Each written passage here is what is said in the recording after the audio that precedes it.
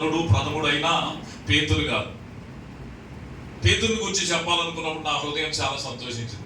ఆయన గురించి కొన్ని విషయాలు బైబిల్ ఉన్నాయి, అందరికీ తెలిసి. యేసు ప్రభువారికి శిష్యులు 12 మంది. 12లో ప్రథముడు, గనుడు, గొప్పవాడు ఎవరు? సీనియర్ అంటే పేతురే.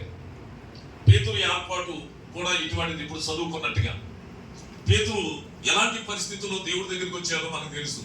పేతురు చాలా నిరాశలో, నిస్పృహలో, దిగుల్లో, చింతలో, కనీసం ఇహలోక సంబంధమైన జీవనం గడుపుకోలేని పరిస్థితుల్లో దేవుడు అతన్ని దర్శించారు. మనకి ఈ సంగతి తెలుస్తుంది కదా. లోకాసు సువార్త 5:10లో మనం చూస్తే అతడు రాత్రంతా చేపలు పట్టాలని వెళ్ళినప్పుడు తనకున్న తెలివి, జ్ఞానము, సీనియారిటీ అంతా ఉపయోగించిన ఒక చేప కూడా పడలేదు. దాని కనుక ఏంటి? దేవుని ఏర్పాటు.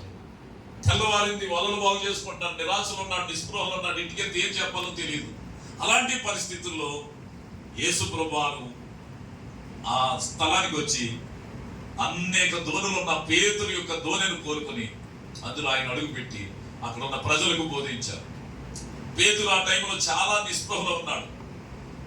నేనే దిగులుతో ఉన్నాను, విశాలంతో ఉన్నాను, నా పడవేయని కోరుకున్నాడు అన్నట్టుగా. కానీ దేవునికి, మనం నమ్మిన దేవునికి సమస్తము తెలుసు.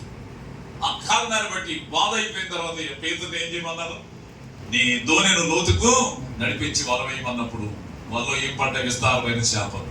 ఆ చేపలకి తనకున్న అనుభవానికి, తనకున్న ఎక్స్పీరియన్స్ కి పేతురు ఆశ్చర్యపోయాడు. ఇదేదో దైవ కార్యం, ఈయనెవరో గొప్ప వ్యక్తి అని ఆలోచించడం మొదలు పెట్టినప్పుడు పేతురికి ఏం కనిపించిందంటే తనలో ఉన్న పాపం అంతా కనిపించింది. ఇటు చేపలను, అటు యేసు ప్రభుని తన్ను చూసుకున్నప్పుడు పాపం కనపడి తనకు అర్థమైపోయింది, ఈయన దేవుడు, నేను పాపినని. వెంటనే అతడు పశ్చాత్తాపడి సముద్రంలో దొరికి, అయ్యా నా నుంచి దూరం అయిపో అని చెప్పి అన్నాడు. ఎందుకంటే నేను పాపిని కదా, నన్ను వెతుక్కుంటూ వచ్చాను. నేను చెప్పిన వచనంలో ఏమంటదంటే, ఇది మొదలుకు నీవు మనుషులను పడతావన్నా. దేవునికి స్తోత్రం చెప్పండి.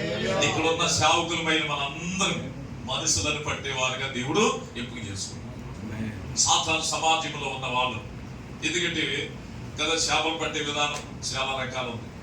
గాలం అంటే ఒక్కొక్క చేప, వల కొన్ని చేపలు, ఐలాంటి అయితే అనేక చేపలు.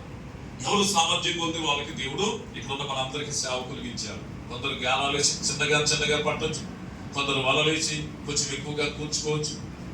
మనం ఇంకా మరి కొంతమంది ఐలాంటి పెద్ద వల వేసి అనేక మందిని మనం కోర్చొచ్చు. ఏదేమైనా పేతురుని ప్రభు అన్నారు, నీవు మనుషులు పట్టేవాడుగా నేను చేస్తాను.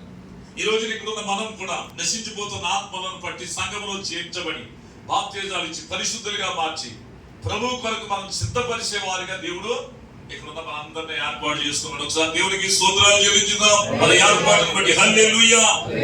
సరే, దేవుడు పిలవగానే ఇక సమస్తాన్ని విడిచి